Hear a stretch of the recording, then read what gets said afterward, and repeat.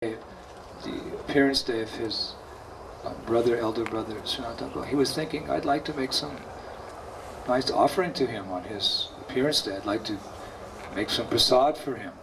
But of course he was a renunciate. He was sitting here with no possessions, just his loincloth and his water pot and his mala. But he was lamenting, oh, I have nothing, I cannot offer anything to Srila Sanatana Goswami. Suddenly, one very beautiful young girl appeared. And she was carrying so many different rice, and she had sugar, she had some milk, like this. She said, hey Baba, there's just been a big wedding over at Nandagram, and some of these ingredients are left over, so the locals told me to bring them here and give them to you, you're a sadhu. So he was amazed. He said, I was just thinking like that, I wish I had some of these ingredients, and suddenly you've come, you're so kind. Haribo!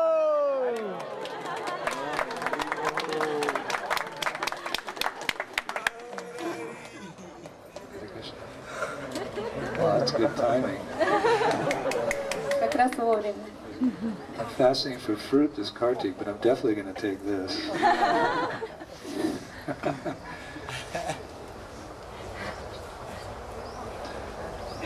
So, he prepared very nice sweet rice like that, and with great love and devotion for it. He took that sweet rice over to the Bhajan Kutir of Sanatana Goswami. He said, today is your appearance day, and by the mercy of the Lord, I've been able to prepare some nice sweet rice for you. He said, please take the sweet rice. So Srila Sanatana Goswami took that sweet rice, and he said, the taste of the sweet rice is simply amazing. He said, I've tasted the Mahaprasad of Lord Jagannath. I've taken the remnants of Lord Chaitanya's prasad, but I've never tasted sweet rice like this. Where did you get the ingredients for this sweet rice? So then Rupa Goswami described the story. I was sitting and he was chanting, and he had this desire in his heart to make this offering to Sanatana Goswami. And suddenly one beautiful young girl came with all the ingredients. So then Sanatana Goswami said, can you describe what that girl looked like? He closed his eyes, he began describing this young beautiful girl. And as the description went on, they both realized that young cowherd girl was none other than Srimati Radharani herself. And then Sanatana Goswami fell unconscious in transcendental ecstasy. So you'll see on the altar here where Rupa Goswami has his Bhajan Kuta, you'll see the picture there where it's the same picture we have on the cover of our Upadeshamrita. He's there writing his books in this very transcendental and very beautiful place of Tirukanamba. What's that, Melody? Radharani's in the picture. Oh yeah, Radharani's bringing the ingredients there. Hare Krishna.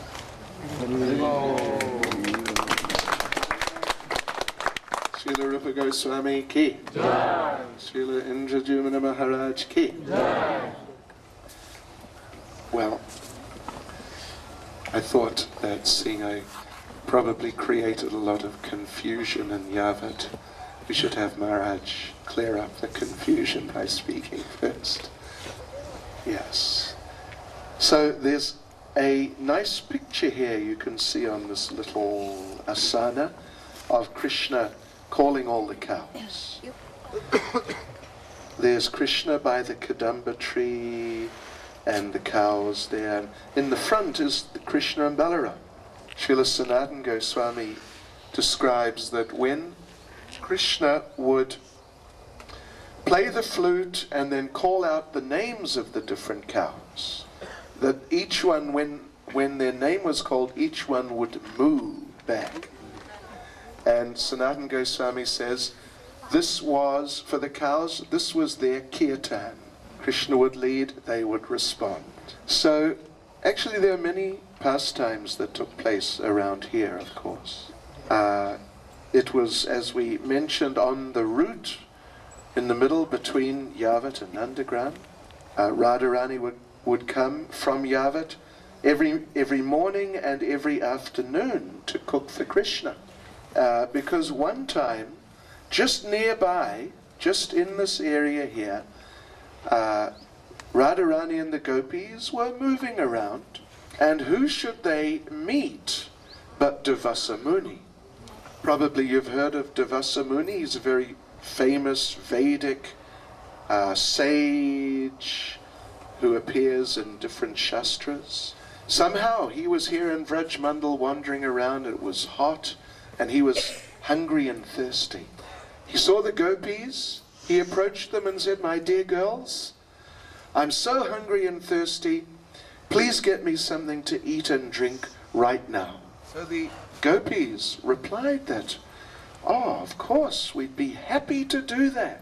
We'll just run back to Yavat and get so many nice preparations and drinks. We'll be back in 20 minutes. And Durvasa Muni said, "Well, I want something now." And they knew that Durvasa Muni is a very sensitive gentleman.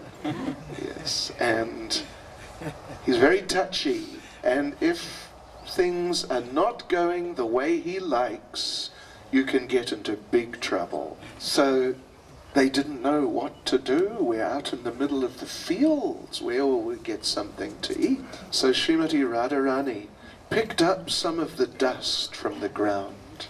Same dust we've been walking through. She had little Yamuna water. She mixed some of that water with some of the dust. And she made some mud. The same mud some of us may have on our feet. So then she took the mud and made it into little round, like biscuits. And then she turned to Durvasa Muni and said, "Here, try this." Yep. Durvasa Muni, he looked at this and he thought, "Are you serious or what?" But the other gopi said, "No, try. She's very expert. You try and see." So Durvasa Muni, he was so hungry. He picked up one of these little mud biscuits. He inspected it. Then he took a little nibble. And it tasted like nectar. So he ate the whole thing. Then he said, "Could I have another one, please?" So he ate one after another. He ate so many of those mud biscuits. Then he became so happy, he gave Radharani a blessing. He said, "Whatever you cook will taste like nectar, and whoever eats your cooking will never get sick." So when Mother Yashoda heard about that, then she was the queen of the area. She arranged Radharani has to come and cook for Krishna every day. Now, it's not that Radharani needed that benediction. Yeah. She was already the supreme expert. But in a certain way, this gave a type of authority. So Radharani's so expert, she has never cooked the same preparation twice for Krishna. Now this does not mean that one day she makes the halava with raisins, and the next day she makes the halava with sultana, and the next day she makes halava with raisins and sultana. But it means every day, everything is different. So this happened just out here in the fields near Kadamba. So now, every day Krishna comes out with the cowherd boys and cows from Nandagram. Radharani and the gopis, they have their breakfast, they eat Krishna's remnants, and then they go back to Yavat through here. And there's no prize if you guess where Krishna went to herd the cows first. Anyway, they come out in this area. And at a certain point in the morning, maybe around 10 or 11, then Krishna tells the cowherd, they're out here somewhere, Krishna tells the cowherd boys, "You look after the cows for the time being. I'll be back shortly." So Krishna comes over here and meets Srimati Radharani, often right around this time. Maybe they're meeting around here right now. So Sanatana Goswami describes how some of the cowherd boys, like Sridham and Subal, they have some feeling for the conjugal rasa, or appreciation at least. So when Krishna leaves to the cowherd boys to come here, then they think very good, and sometimes they come to assist. But then there are the other cowherd boys, many of them, younger boys. They're just cowherd boys. In other words, they're tough guys. So when Krishna goes, they know what he's doing. And they ask each other, why does he do this all the time? I mean, why does he bother going to meet these girls? I mean, what use are girls? They can't run very fast. They're no good at fighting. If you just hit them once, they just start crying. What's the point?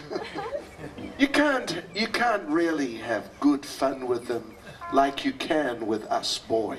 So like this Sanatana Goswami says, that actually the devotees in each rasa, in their own ways, they think their rasa is the best. So many of these pastimes happened around here, around Tirkadamba. And, well, of course it's known as Tirkadamba because of the Kadamba tree. These trees here are called Pilu trees. And you can see how Rishikesh Maharaj has arranged things so nicely to make this beautiful grove. This is called a kunj. Jai Radha Madhava Kunjabi Hari. Radha and Krishna, they love to meet in the kunjas of Vrindavan. Means like a room inside the tree. But now, just on our side over here, is a very nice little kund, a little small lake. And around the little kund, there are quite a number of Kadamba trees. So, very beautiful place, and the way that it's done, it really helps us to remember Krishna, Radha and Krishna in pastimes more easily. To appreciate that statement, I want to express some words of appreciation of Rupa Goswami. Rupa Goswami made this one of his major places of bhajan. As we know, he kept no fixed residence. His temple, which we'll visit on Tuesday, Radha Govinda Mandir, was his place of worship. And often Rupa Goswami would associate with the other Goswamis at Radha Damodar temple. And he roamed the 12 forests of Vraja. But one of his most appreciated places of bhajan was right here in Tirkadamba for many, many wonderful reasons. In the presence of the very intimate affairs of the conjugal rasa of Radha and Krishna. And the leader amongst them, amongst all the so many manjaris, is Rupa Manjari. So when Krishna and Radha descended to perform their transcendental pastimes, Rupa Manjari was a very, very confidential, intimate associate, knowing the intimate ways to assist Lalita Saki, to assist Radha in the confidential affairs of Radha and Krishna's exchanges of love.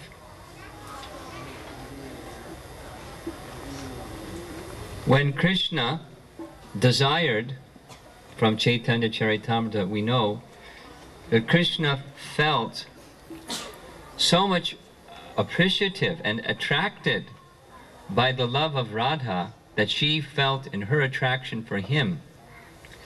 Krishna wanted to experience that loving attraction that Radha feels for him. This is a very, to speak about Rupa Goswami, you have to address very deep subject matters, because Rupa Goswami is a very deep, to truly appreciate Rupa Goswami. Besides, he wrote many books and he was a great Vaishnava. Krishnadas Kaviraj describes in very wonderful language Krishna's desiring to enjoy, to experience the love that Radha has for him. But when Krishna wants to enjoy, like his internal pleasure potency enjoys his association, he cannot do that. What is something that Krishna cannot do? He's Krishna, he can do anything. So he descends as Chaitanya Mahaprabhu. And as Chaitanya Mahaprabhu, he's Krishna enjoying in the mood of Radha. And to assist Chaitanya Mahaprabhu in those moods of conjugal love and all other forms of rasa, because Krishna enjoys all varieties of rasa, Chaitanya Mahaprabhu descends with all of his associates in the spiritual world of Radha and Krishna Leela. The whole Braja Sangha of devotees descends with him. And one of those who descended with him was Rupa Manjari. The internal identity of Rupa Goswami is he is Rupa Manjari, assisting Krishna in fulfilling his desire in the mood of Radha to experience the love that Radha feels for him, how she sees the qualities in him, how those qualities in him excite her, the joy that Radha feels in that love for Krishna, and of course the mood of separation, the intensification of that love for Krishna. As the picture on the altar right here shows, this is the place where Krishna would go out for herding the cows. And he would climb one of the kadamba trees at the end of the day, and playing upon his flute, he would call for all the cows to come home. Now, if we had more time than we have, to describe that scene as this picture depicts, the picture speaks a million words. And the leelas that took place here cannot be described with a million words. It's so transcendentally, even the cows, not just the gopis and the gopas and Mother Jasoda. So Krishna the cowherd, Gopal, would spend so many hours for the day in intimate association with the cowherd boys and the cows. And at the end of the day, they also didn't want to bear his separation, like Mother Jasoda didn't want to bear his separation. But Krishna would call them, and playing upon the sound of the flute, there's wonderful descriptions in our Vaishnava literature. The effect of Krishna's playing upon his flute was that Krishna himself poured the innermost desires of his heart through the holes of his flute, which entered into the ears of whoever heard the sound of Krishna's flute. It wasn't just a nice musical note. Krishna entered into the hearts and manifested in the hearts of all those who heard the sound of Krishna's flute. Only for that reason could the cows and the cowherd boys bear the separation from Krishna. We find in Brihat Bhagavatamrita the intensity of love we don't know in this world. The intensity of love of the cows and the cowherd boys for Krishna. When Krishna would be walking through the forest, just like here there's so many trees, and when Krishna would walk just on the other side of a tree, just for a moment, the cowherd boys would be in great panic. Where is Krishna? Like Maharaj was describing so nicely, a moment was like 10 years or more. We don't have that experience except maybe when we're getting hungry. Or something that we're in the material way greatly anticipating enjoyment from. What to speak of transcendental love? One moment's association, one moment's separation from Krishna. So Krishna called the cows, counted them one by one, 900,000 cows in 1,000 different groups. So, intimate pastimes with the gopis, with Radha and the gopis, intimate pastimes with the cowherd boys and the cows. And when Rupa Goswami came here, as he was composing same his Lalita Madhava and Vidagdha Madhava, yeah, I want to mention this, he would experience those pastimes. He wouldn't just write, oh, that sounds nice, I'll write it this way. Oh, that sounds a little better, I'll write it that way. He was composing what he experienced, his transcendental realizations. And as was the method of Chaitanya Mahaprabhu, he would, within his mind, recite those compositions again and again, and as Krishnadas Kaviraj Goswami says, he would taste the contents. He would taste the rasa of the various mellows of love expressed in those shlokas, which he was experiencing in spiritual ecstasy of transcendental love. He was disclosing the spiritual world for those of us that only can see the oil thin veneer covering, as we heard at Kaliyagat. He was giving us the direct experience of one who is in touch with the transcendental realm of Radha and Krishna and the internal moods of love of Krishna for Radha and Radha for Krishna, because he knew it perfectly well. He experienced it with intimate association and realization. And where he performed that activity and composed many, many Vaishnava literatures was right here.